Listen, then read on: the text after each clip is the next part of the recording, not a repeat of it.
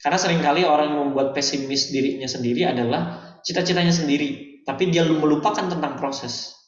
0 sampai 10, 10, 20 itu adalah tentang proses. Teman-teman harus mulai untuk membuat sebuah proses itu agar memudahkan. Kita pertama adalah sadari tentang bahwa kita wajib banget buat move on, teman-teman. Oke? Kalau begitu katanya move on itu, kalau dengar kata move on itu yang terlintas dalam otak dan benak orang-orang yang mampu untuk move on adalah orang-orang yang mampu untuk merelakan peristiwa di masa lalu. Jadi kata kuncinya adalah mantan itu peristiwa yang saya maksud, bukan orang. Itu dulu ya. Jadi orang-orang yang mampu move on adalah orang yang merelakan peristiwa di masa lalu dan menerima peristiwa itu. Nah, apa hubungannya dengan praktek yang kita lakukan yang pertama maupun yang kedua? Manusia sering lupa bahwa praktek yang pertama adalah kebiasaan hidup. Ketika seseorang mau move on dari yang kurang baik menjadi baik, dari yang baik menjadi jauh lebih baik, dari yang tidak biasa menjadi biasa, manusia sering lupa satu hal. Kalau di praktek yang pertama itu kebiasaan hidup. Yang kedua itu adalah sesuatu yang diinginkan, perubahan yang diinginkan, move on yang kita inginkan, tapi manusia sering lupa tentang satu hal. Sering kali nggak sadar tentang satu hal, bahwa ketika dia mau move on dalam jenis apapun, dia akan merasakan namanya ketidaknyamanan. Itu dulu. Nah, berarti yang hari ini yang memang awalnya tidak pernah memikirkan masa depan mau seperti apa, detailnya kayak gimana, ingat akan hadir namanya ketidaknyamanan. Dan itu hal yang sangat wajar. Dan teman-teman harus hadapi itu. Ketika nggak nyaman, mau berubah nih, apapun jenisnya ya, apapun. Mau berubah, Kak saya mau berubah, oke, tapi kok nggak nyaman ya? It's okay, hadapi proses itu. Hadapin aja, nikmatin aja. Kapan kita bisa melewati proses itu, berarti kita sudah naik level, gitu ya. Tapi kapan kita tidak mau menghadapi itu, kita nggak bakal jadi apa-apa. Itu dulu. Oke, kita buka slide berikutnya. Jadi sadari sejak awal bahwa pertemuan kita hari ini, ketika teman-teman merasakan kayaknya nggak nyaman nih, nggak biasa diajak mikir, tiba-tiba diajak mikir, nggak biasa mikirin masa depan, tiba-tiba diminta untuk mikirin masa depan gitu, ya. Ya mudah-mudahan teman-teman menjadi orang-orang yang memang pada akhirnya terbiasa dengan hal-hal yang begini. Nah, teman-teman, ini pengangguran di Indonesia tahun 2020. Saya belum update yang 2021 ya. Penyumbang terbanyak adalah SMK maupun SMA. Yang berikutnya adalah perguruan tinggi. Saya ngelihat data-data teman-teman. Jujur, saya ngelihat data teman-teman pengen masuk ke dalam perguruan tinggi yang keren banget. Dulu juga menjadi salah satu cita-cita saya juga, untuk salah satu tahapan kehidupan saya juga untuk masuk ke dalam perguruan tinggi itu, tapi ternyata masuknya bukan di sana. Saya dikasih rezeki yang berbeda. Nah, teman-teman, percaya atau enggak, banyak teman-teman kita, sahabat-sahabat kita yang dia lulus, gelar S1, lempar toga, tapi besoknya bingung dia mau ngapain. Bukan hanya anak SMK nih, bukan hanya anak SMA yang kayak gitu, tapi yang kuliah sekalipun, banyak di antara mereka yang lempar toga besoknya bingung mau ngapain. Kenapa? Karena mereka memang tidak merencanakan itu sejak awal. Makanya beruntung teman-teman sekarang hari ini belum lulus nih SMK SMA-nya. Nah, tapi sudah diberi kesempatan untuk bisa merencanakan. Itu keren banget. Saya jujur aja waktu zaman SMA kayaknya belum pernah bikin yang begitu-begitu. Belum pernah. Saya awal-awal kuliah aja pernah bikin kayak gitu tuh. Awal semester 1 kuliah baru bikin itu, tapi sebelum kuliah waktu saya SMA gitu gak kepikiran. Yang penting ya ngerjain apa adanya lah, yang bisa dikerjain kita kerjain kan gitu, maksimalin diri aja lah gitu ya. Oke teman-teman, setiap manusia diberikan kesempatan yang sama hidup, dan diberi kesempatan juga untuk mati gitu ya. Allah kasih kematian, Allah kasih kehidupan, sama tuh. Tapi ternyata tidak semua orang berhasil untuk mempersiapkan kehidupan jauh lebih baik di masa yang akan datang, bahkan mempersiapkan kematiannya gitu. Nah hari ini adalah pertemuan di mana teman-teman untuk belajar mempersiapkan diri, karena kita nggak tahu nih, misalkan di masa yang akan datang kita diberikan kesempatan untuk masuk ke dalam perguruan tinggi A, B atau C, atau masuk ke dalam profesi tertentu. Diberi kesempatan, tapi ketika kemampuan kita tak mampu, ketika persiapan kita nggak cukup, kitanya yang akan keteteran di masa yang akan datang. Percaya atau enggak, kita harus mulai untuk bisa mempersiapkan diri. Harus gitu Kak, yes. Kalau kita mau berkenan untuk membantu banyak orang, insya Allah akan selalu kebaikan buat diri kita kok. Kita melakukan kebaikan ke orang itu sebenarnya bentuk pedulian kita untuk diri kita sendiri. Karena kalau kita meyakini bahwa Allah akan membalas segala sesuatu yang kita lakukan, itu segala sesuatu akan balik ke kita. Gitu ya. Oke, kita lanjut. Kak Hani boleh dilanjut. Itu bentuk persiapan dan teman-teman harus buat itu. Jadi setiap kali teman-teman membuat sebuah planning kehidupan maunya apa, yang perlu ditekankan adalah lebih banyak untuk orang lain itu lebih bagus sebenarnya. Tapi jangan melupakan kebutuhan pribadi ya, itu dulu. Karena ketika teman-teman mau melakukan itu, ada rendah hati di sana. Kesombongan terminimalisir dengan baik, ria terminimalisir dengan baik, dermawan selalu ada, pelitnya terminimalisir. Nah, yang berikutnya adalah itu satu poin. Teman-teman sekarang menggunakan kertas yang berbeda. Kalau buku berarti lampiran yang berbeda. Tadi lampiran tentang timeline-nya. Timeline dulu. Bahwa di setiap keinginan yang kita inginkan, kita harus mulai untuk membedakan mana untuk orang lain, mana untuk pribadi. Tuh, oke. Sekarang ada satu konsep yang dinamanya Ikigai. Menggunakan kertas yang lain. Ikigai ini wajib menjawab 4 pertanyaan ketika teman-teman mau menemukan bahasa Ikigai. Ikigai itu adalah istilah dari Jepang sebenarnya, yang berkembang di Jepang, yang dimana Ikigai ini adalah gabungan dari 4 pertanyaan. Kalau didefinisikan Ikigai itu ternyata Ikigai itu adalah alasan kau hidup. Nah, tujuan kau hidup, tentang why, kenapa kau memilih itu Ikigai. Tapi orang Indonesia itu menyederhanakan dengan bahasa kenapa kau harus bangun pagi. Indonesia tuh biar nggak berat ditanyainnya soalnya. Nah, ini bisa dijawab dengan 4 pertanyaan. Sebenarnya ini berkaitan dengan passion untuk masa depan. Passion itu kan lebih identik dengan kegairahan melakukan satu aktivitas tertentu. Dia suka dan bagus melakukan itu. Dan dia merelakan waktunya dan merelakan bahkan keuangannya untuk bisa melakukan itu. Itu passion. Bukannya sebatas hobi. Karena kalau hobi itu belum tentu ahli. Tapi kalau passion tuh melotok banget di bidang itu. Bagus untuk melakukannya. Udah masuk ke ranah bagus. Itu passion. Nah, pertanyaannya adalah, kita berawal dari satu pertanyaan. Apa yang teman-teman sukai? Coba ditulis. Apapun. Mantap. Makasih Kak Anissa ya. Anissa. Mungkin di sini ada yang merasa kebingungan dengan nomor 4, nomor 3 akhirnya memang tidak ada yang tersisa. Karena kan ini dari nomor 1 ke nomor 4 tuh tersaring ya. Tersaring nih. Di nomor 1 ada 5. Ke nomor 2 sisa 3. Ke nomor 3 sisa 2. Ke nomor 4 nggak ada sisanya. Gimana nih Kak?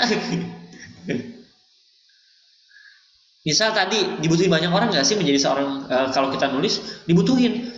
Tapi apakah dibayar dan bisa menghasilkan ketika kita memang melakukan itu? Jawabannya adalah ketika memang suka nulis, tulisan kita bagus.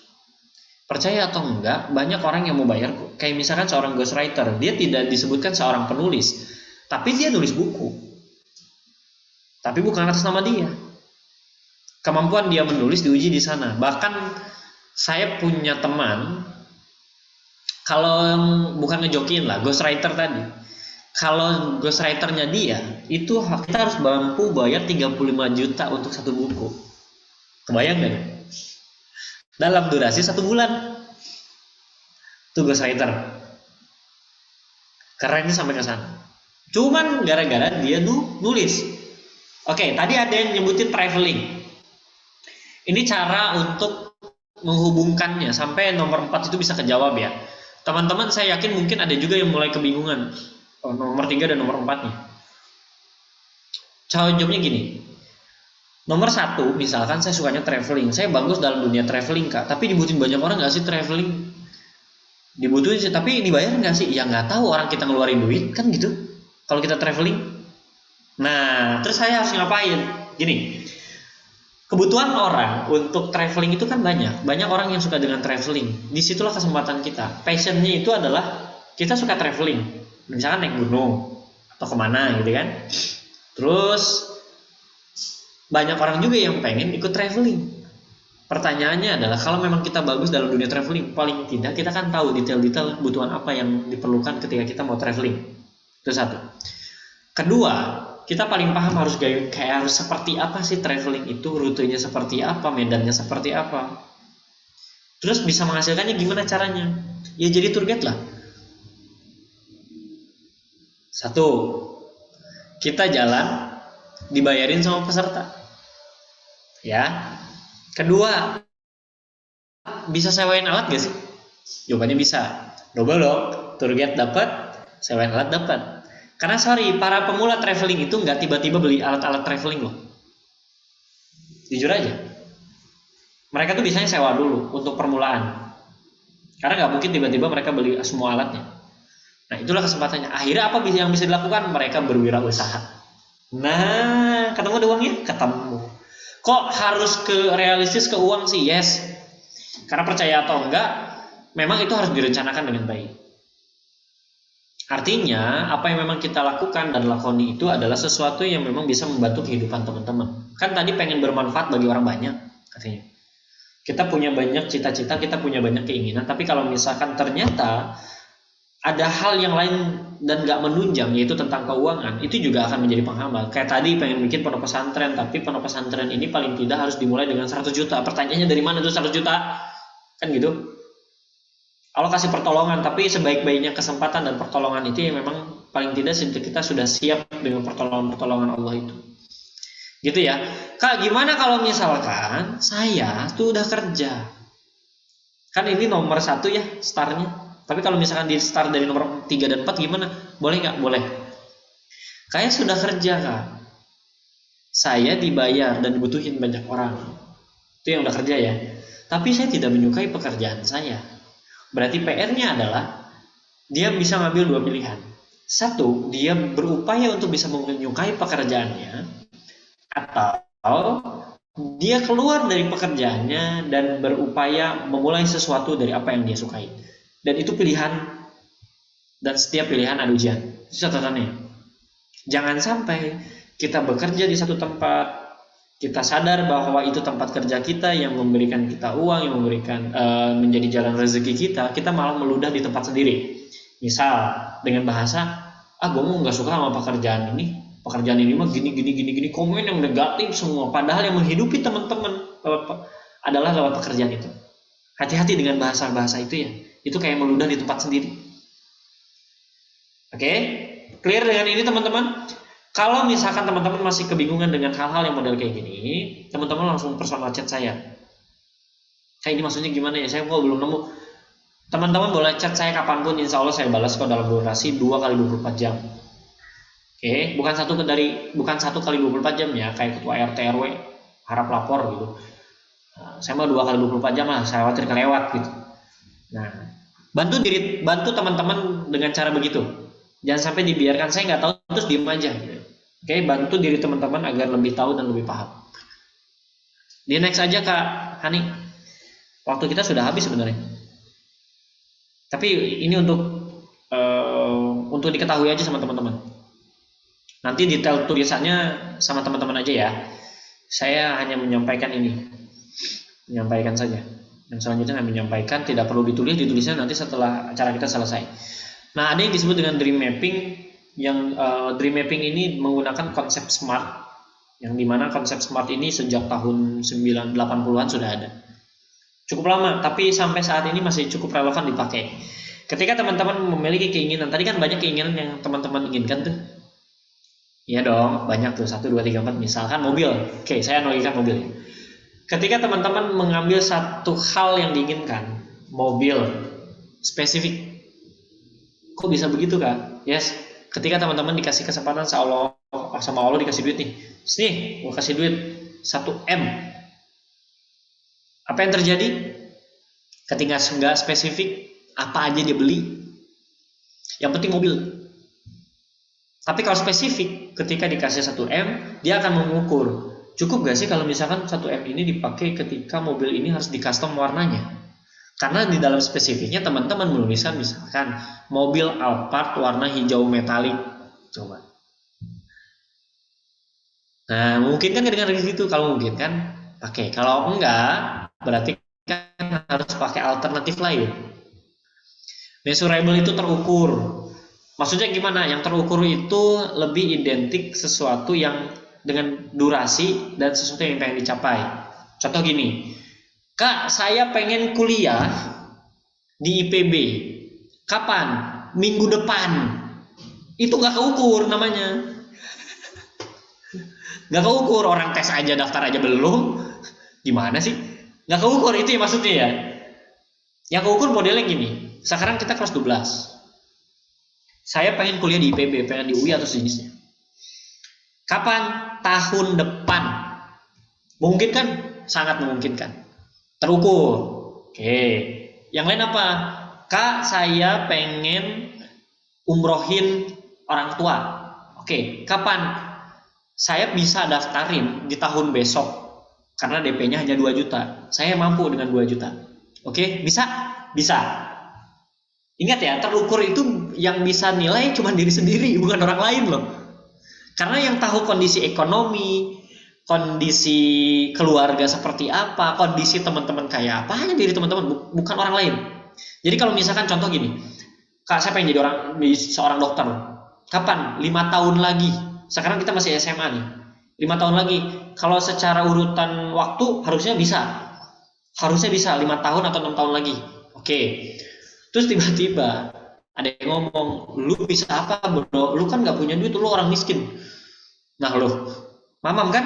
Padahal yang tahu tentang diri kita, alasan kita, yang paling tahu tentang ekonomi, hanya yang diri kita. Jangan sampai terganggu gara-gara kalimat-kalimat yang nggak penting itu. Oke? Itu measurable. Achievable lebih pada dapat dicapai awal wajar dalam jangka tertentu. Nah, ini hampir mirip dengan terukur sebenarnya. Ini hampir mirip dengan terukur. Kalau yang terukur tadi kan dengan waktu juga bisa dicapai. Wah, kalau ini lebih identik gini. Misalkan sesuatu yang memang masuk akal untuk dicapai. Nah, lebih ke arah sana. Misalkan gini, Kak, saya pengen jadi Superman. No, jangan mulai untuk tulis itu. Kak, saya pengen jadi Spider-Man. Gara-gara sering ngeliat Spider-Man 1, 2, 3, terus pengen jadi Spider-Man. Kak, saya pengen jadi Iron Man gitu. Ya kalau kau pengen modelnya seperti Iron Man, ini jadi ilmuwan lah. Bukan Iron Man ya, tapi ilmuwannya menemukan sebuah teknologi gitu. Bukan Iron Man-nya. Karena Iron Man sampai saat ini tidak dibayar. Tidak dibayar dia. Gitu, jadi Iron Man kan nggak dibayar, nggak ada pahlawan super di Indonesia. Adanya pahlawan tanpa tanda jasa. Adanya pahlawan lagi berperang gitu kan. Tapi kita menjadi pahlawan bagi kehidupan kita sendiri, paling tidak kan gitu. Si Pebble ke arah sana, lebih masuk akal lah. Nah, atau wajar dalam jangka waktu tertentu. Nah, ini juga mirip dengan terukur. Nah, cuma bedanya di antara itu aja, antara dia tuh bisa menjadi sesuatu yang memang menjadi sebuah cita-cita dan tujuan atau enggak. Kayak tadi Superman, Spiderman gitu ya. Terus relevan di sini tuh masuk akal dengan mimpi lain. Jangan sampai gini contoh. Kak, saya pengen jadi seorang polisi. Oke, pengen apa lagi? Pengen menjadi seorang dokter. Tata nyambung kita deh. Tapi bisa nggak? Bisa, masih bisa nyambung. Jadi dokter, tapi dokter polisi, gitu ya. Berarti ngambil kedokterannya dulu, baru polisi. Jangan dibalik. Saya mau tahun ini mau ngambil kepolisian, Kak. Oke. Terus tahun besoknya mau ngambil kedokteran. Nggak nyambung gitu. Nggak nyambung, nggak relevan jadinya. Mau jadi relevan, caranya gimana? Jadi dokternya dulu, lulus kedokteran, baru ngambil ke kepolisian. Jalur sarjana, jalur khusus, baru bisa jadi dokter tuh. Atau yang relevan lagi, Kak, saya pengen menjadi seorang PNS. Oke, PNS apa? Di Kemenkumham. Oke, PNS di Kemenkumham. Sekarang jurusannya apa? Pengennya dokter, Kak. Nah, itu ada nggak nyambung lagi nih. Kalaupun mau menyambungkan, berarti kita harus mencari informasi. dokter mana yang masuk ke dalam lingkup Kemenkumham? Nah, kalau tidak ada, jangan mulai untuk dihubung-hubungkan gitu. Kalau memang sama sekali tidak ada. Karena khawatir menjadi sesuatu yang tidak relevan dan teman-teman malah kecewa di perjalanan ketika ngambil kedokteran, lulus kedokteran, ih mau kerja di Kemenkumham. Memang sejak awal nggak direncana, yang sejak awal emang nggak relevan kok gitu. Terus ada time batas waktu, teman-teman kasih deadline nih. Tadi kan teman-teman bikin garis ya, set naik haji, tapi tetap ya relevan, spesifik dan sejenisnya itu terus tetap ada. Naik haji di usia berapa? Ingat, naik haji sekarang di Indonesia itu kisaran masa tunggunya sekitar 20 tahun. Teman-teman harus tahu. Di Bogor sendiri 19-20 tahunan. Ada di kota tertentu malah sampai 25 tahun masa tunggunya. Nah, jadi kalau misalkan teman-teman mau cicil dari sekarang, boleh aja. Cicil dari sekarang, karena DP dulu nggak masalah. Misalkan berapa terus nyicil per bulan gitu, itu sudah dibolehkan. Karena memang masa tunggunya cukup lama. Jadi kalau misalkan teman-teman saya cita-cita pengen naik haji di umur 40 tahun kak. Oke, berarti paling mungkin di umur 20 teman-teman udah daftar. Itu kecuali haji plus. Oh ya, daftar hari ini tahun depan langsung berangkat. Waduh, itu kan harganya tinggi juga ya. Itu. Kasih batas waktu. Kak, saya pengen masuk IPB. Oke. Tahun kapan? Tahun besok. Oke.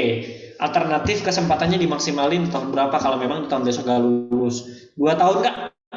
Kalau di tahun kedua gue nggak tetap gak lulus juga, gue ganti, nggak mau IPB. Gitu. Kasih alternatif. Tapi ingat, dari setiap ikhtiar, ini bentuk ikhtiar ya, dream mapping itu adalah proposal kehidupan dan bentuk ikhtiar kita. Kalau misalkan ternyata nggak kecapai, ya kita cukup sadar bahwa Allah itu setiap kali kita doa dan ikhtiar itu ada 3 jawabannya. 1 dikabul secara langsung, 2 ditunda, 3 diganti. Jadi kalau misalnya ada satu momen, aduh beli mobil, tadi mau Alphard, jadinya Pajero, berarti Allah ganti kan gitu. Aduh gak di IPB, ternyata di UI, berarti kan diganti. Aduh gak di UI, ternyata di Uncen Cendrawasih Papua, ya udah berarti diganti. Dilempar jauh banget dari Depok ke Papua, ya Allah. Gitu, positive thinking sama Allah tetap harus dijaga. Oke, next. Aduh, waktu kita udah lewat ini Kak Ani, mohon maaf dan mohon izin. Ini dilewat aja karena pembahasan panjang banget kalau yang ini. Nanti kalau teman-teman butuh penjelasan ini, karena ini adalah penjelasan di mana kita bisa mempengaruhi diri kita. Jadi SSI model atau Six Source of Influence model ini dipakai untuk bagaimana kita bisa mempengaruhi diri kita sendiri dengan 6 langkah sebenarnya. 6 langkah, cuman memang cukup panjang untuk ngejelasin ini dan memang biasanya ini dijelaskan dalam dunia corporate. Tapi saya pikir kalau teman-teman dari zaman SMA maupun kuliah sudah paham dengan ini, teman-teman bisa memilih lingkungan mana, orang yang seperti apa yang harus teman-teman dekati, teman-teman harus datangi. Gitu. Dan teman-teman harus ngangkapin, teman-teman akan tahu. Ini jarang disampaikan dalam dunia perkuliahan, bahkan dalam pertemuan S1, 2, 3 pun jarang disampaikan karena ini memang tools ini dipakai biasanya oleh dunia corporate, lebih sering dalam dunia asuransi dan multi level marketing, lebih sering di daerah sana. Tapi karena ini penting sebenarnya, makanya saya tampilin aja. Nanti teman-teman boleh cari juga di internet, nggak ada versi Indonesianya, semuanya versi English semua. Tapi kalau teman-teman butuh penjelasan versi Indonesia, nanti saya mencoba untuk bisa menjelaskan ketika teman-teman mau minta untuk dijelaskan. Tapi secara umum kata kuncinya sudah ada di sini, teman-teman tinggal ya kalau memang tidak ngerti bahasa Inggris tinggal pakai Google Translate lah gitu. Karena ini kutipan dari buku, ini ada dalam buku tertentu ya. Oke, cukup sekian dari saya. Di next aja kak, di next aja, dan mudah-mudahan pertemuan kita itu menjadi pertemuan yang keren banget. Di next aja. Nah ini pesan dari Pak Habibie, masa lalu saya milik saya, masa lalu kamu milik kamu, masa depan milik kita. Ya, jadi sebenarnya kenapa tadi saya ngingetin di awal tentang yuk didoakan kan, Semoga sukses, bahagia, dan sejenisnya. Itu semata-mata untuk saling bisa ngingetin bahwa masa depan itu milik kita, bukan milik pribadi. Makanya wajib bagi kita untuk saling ngingetin satu sama lain ya. Kalau memang ada teman kita yang malas, ya ajak dia untuk bisa rajin. Kalau ada teman kita yang nggak pernah nulisin apa yang dia inginkan, ajak dia untuk bisa menulis. Oke, lanjut. Nah, ini kata Warren Buffett-nya, katanya jangan fokus berjalan dari 0 sampai 100. Tetap ya, bahasanya jangan fokus berjalan dari 0 sampai 100, tapi 100-nya tetap ada loh. Nah, tujuan yang dimaksud, finishnya yang dimaksud. Teman-teman mau apa tadi yang teman-teman sudah sebutkan? 0 sampai 100, 100-nya tetap ada. Tapi kadang-kadang orang itu langsung fokus ke 100. 100-nya tetap ada, tapi nggak ujung-ujung 100 tuh. Pasti kan ada proses tangga yang teman-teman lewatin. Maka mulailah fokus dari 0 sampai 10, 10 sampai 20 dan seterusnya. Karena kebiasaan untuk bisa berproses nanti juga akan ketemu titik 100-nya. Bahkan akan bikin titik-titik berikutnya. 110, 120 dan seterusnya. Karena seringkali orang yang membuat pesimis dirinya sendiri adalah cita-citanya sendiri, tapi dia melupakan tentang proses. 0 sampai 10, 10, 20 itu adalah tentang proses. Teman-teman harus mulai untuk membuat sebuah proses itu agar memudahkan. Contoh, saya pengen jadi seorang dokter, Kak. Oke. Yang paling dekat yang bisa dilakukan sama teman-teman apa? Belajar tentang biologi, belajar tentang apapun itu. Yang sejenis untuk mendukung kedokterannya. Apa yang perlu dilakukan lagi? Saya daftar di kedokteran UI, Kak. Saya daftar di kedokteran ini, Kak. Saya daftar di kedokteran ini, Kak. Oke, itu tahapan berikutnya. Masuk kedokteran, belajar dengan giat, itu tahapan-tahapan itu sebelum kita mencapai angka 100 tadi. Lakukan segala sesuatu yang memang paling dekat sama kita untuk bisa mencapai 100 tadi. Oke, lanjut. Ini pesan dari saya terakhir sebelum saya meninggalkan Zoom ini. Pesan saya adalah menjadi manusia ideal itu penting. Gali ilmu langsung action, teman-teman. Pertemuan kita nggak akan berarti apa-apa. Tadi ada tentang terus teman-teman mau jadi apa, didetailkan spesifik dan sejenisnya. Lalu ada tentang smart, lalu tentang ikigai. Itu nggak akan berguna dua ilmu itu kalau misalkan teman-teman nggak aplikasikan, teman-teman nggak benar-benar nulisin. Tadi saya minta untuk tulis, dan teman-teman kalau memang ternyata tidak menulis, harapannya adalah setelah pertemuan kita teman-teman bisa tulis. Yang belum lengkap, lengkapi itu. Yang belum pernah menyediakan waktu untuk bisa action, sediakan waktu untuk bisa action. Yang belum pernah menyediakan waktu tentang masa depannya, sediain waktu deh untuk mikirin masa depannya. Karena siapa lagi yang mau mikirin kalau bukan kita loh? Masa depan kita yang ngatur, bukan orang lain. Oke?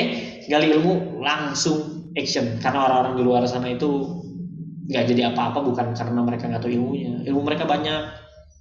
Cuman berapa di antara mereka yang memang nggak action? Ilmunya banyak, tapi permasalahannya adalah berapa banyak yang nggak action gitu. Jawabannya banyak.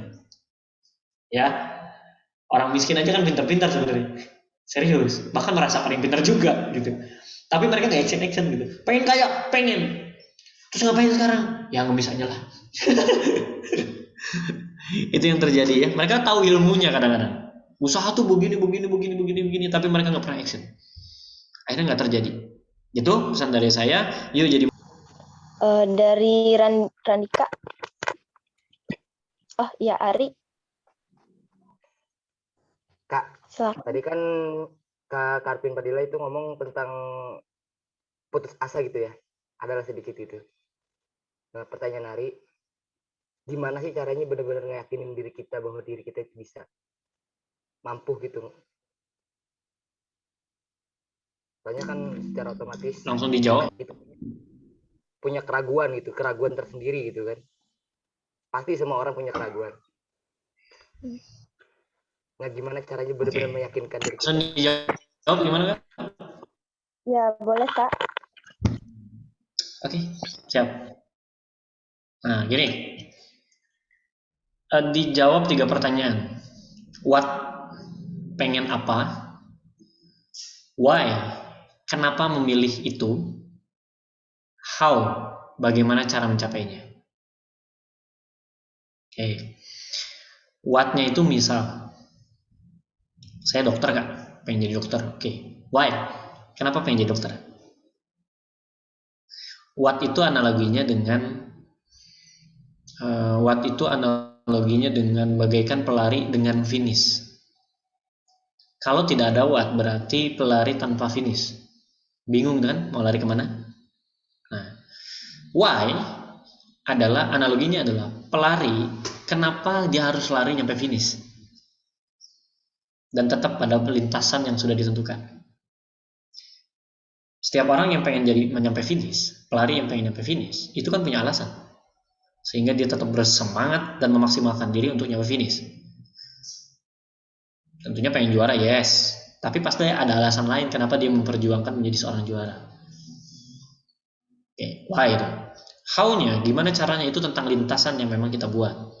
Kalau di pelari berarti lintasannya. Nah, pertanyaannya adalah seberapa kuat why-nya? Karena seringkali orang tuh terganggu dengan orang lain, dia ragu dengan dirinya karena terlalu sering dengerin apa kata orang lain. Itu satu. Kedua, why-nya kita tuh lemah. Lemahnya gimana? Contoh, pengen jadi dokter kak? Oke, kenapa ikut-ikutan kayaknya keren? Itu lemah banget, serius. Jangan heran di perjalanan kamu mudah ragu ketika memilih seorang dokter, profesi seorang dokter. Saya kasih contoh why yang cukup kuat. Ini dokter kejadian di UIN Jakarta. Jadi dulu saya punya teman namanya Nabila, perempuan. Saya itu ketua beasiswa di UIN Jakarta, KSE itu. Nah, saya nanya ke anggota saya. Nabila ini adalah salah satu penerima beasiswanya. Terus saya rada realistis ketika bertanya. Jujur aja, dia orang miskin kok. Saya nanya ketika perpanjangan beasiswa dia, Nabil, boleh tahu nggak kenapa kau tetap kekeh pengen jadi seorang dokter padahal lu orang nggak punya? Nah, itu pertanyaan untuk bisa tahu why-nya tadi. Kok dia tetap berpegang teguh ya? Padahal dia tahu nggak punya duit tuh. Kita pun yang melihatnya kayaknya orang nggak punya tuh yang kekeh pengen masuk ke dokteran. Karena kedokteran di UIN Jakarta pada saat daftar ulang aja 92 juta pada saat itu. Kayaknya sekarang udah lebih kali. Nah, ternyata dia cerita bahwa pertama kali waktu daftar ulang datang ke UIN Jakarta, bapaknya ngajakin untuk daftar ulang. Tapi pada saat daftar ulang, itu berangkat dari Jawa Tengah ke Jakarta itu, mereka nge-BM tuh numpang dari satu mobil ke mobil yang lainnya dari Jawa Tengah. Perlu waktu sekitar 2 hari sampai ke Jakarta. Perempuan, diajakin bapaknya tuh. Bapaknya iseng juga ya, ngajakin anaknya BM gitu. Nyampe ke Jakarta, bapaknya bilang dan datang ke rektorat, saya selaku bapaknya, anak saya lulus lewat jalur SNMPTN, dia pengen banget jadi seorang dokter, dia anaknya pinter, tapi saya bapaknya cuma bisa biayain anak saya segini. Bapaknya menyerahkan uang 600.000 ke pihak rektorat. 600.000 yang harusnya bayarnya 92 juta. Bayang gak tuh? Ternyata rektorat bilang gini, ya sudah Pak, bayar sampai dia lulus. Tetap kuliah dong. Wah, seneng dong. Walaupun belum bayang tuh duitnya. Bayar gimana? Tapi apa yang dilakukan oleh bapaknya? Bapaknya balik ke Jawa Tengah ngambil mesin jahit untuk anaknya untuk bisa hidup di Jakarta. Anaknya bisa jahit. Saya mendengar itu, terus saya nanya ulang. Bro, bapak lu sampai kayak gitu? Terus apa yang membuat lu tetap mau melakukan? Iya, karena ternyata ibu saya meninggal dunia di desa saya karena tidak ada dokter di daerah saya. Jadi telat penanganan ketika ibu saya sekarat lah kalau kata kita mah. Terus karena telat penanganan akhirnya meninggal dunia. Gue nggak mau lagi ada kejadian yang sama, makanya gue pengen jadi dokter, balik lagi ke tempat sendiri dan jadi dokter di sana biar nggak terulang. Itu why. Kebayang nggak sih? Why-nya kuat sampai dia jadi penjahit. Jadi semua anggota saya perintahkan untuk setiap kali mau jahit jangan ngecilin celana, ngecilin baju ke dia. Sekali ngejahit itu kan ngecilin baju celana itu 15.000 tuh dia. Terus dia sampai daftar multi level marketing. Wow, kan? Dia sampai dagang di emperan di tiap hari Minggu itu loh, kayak Car Free Day lah kalau kata kita mah. Dia dagang apa tuh waktu itu saya kayak ekonomi kreatif gitulah, barang-barang daur ulang gitulah. Tuh, perjuangan sampai ke sana. Karena apa? Karena ada tentang why tadi. Kuat pada teguh dan pendiriannya. Itu Andri. Nah, berkaitan dengan how, bagaimana caranya? Kamu bisa cari how itu, caranya, tahapan itu. 1, di Google. 2, cari mentor. 3, cari seseorang yang memang udah ahli dan masuk ke dalam bidang itu. Datengin itu, jemput bola aja. Itu akan membantu. Kalau misalkan sudah melakukan itu, tingkat keraguannya minim, percaya atau enggak? Nah, sebenarnya SSI model, ketika teman-teman bisa melakukan 6 tahapan tadi, keraguannya akan minim nanti. Karena prosesnya adalah bagaimana bisa mempengaruhi diri sendiri agar tetap yakin kepada jalan. Salah satunya itu, untuk mencapai result yang berbeda. Ya, kayaknya panitia juga mau tuh dijelasin SSI model. Karena memang jarang dijelasin, siapa yang mau jelasin? Serius, kalau teman-teman masuk ke dalam dunia corporate, assurance, bank, MLM, terus skincare, mungkin akan jelasin tentang itu. Tapi kalau corporate-nya model-model kayak konstruksi gitu, model-model kayak corporate startup, jarang dijelasin tentang ini. Hampir tidak pernah. Bahkan PNS pun tidak pernah dijelaskan tentang ini. Sorry. Gitu ya. Kang Andri, mudah-mudahan bisa kejawab dengan tadi pertanyaannya, kejawab. How, what, why, how. Apa, kenapa, dan bagaimana. Keraguannya akan terminimalisir dengan baik kalau Kang Andri mau action dengan itu. Makasih Kang Andri dengan pertanyaan, keren banget. Jos, pokoknya.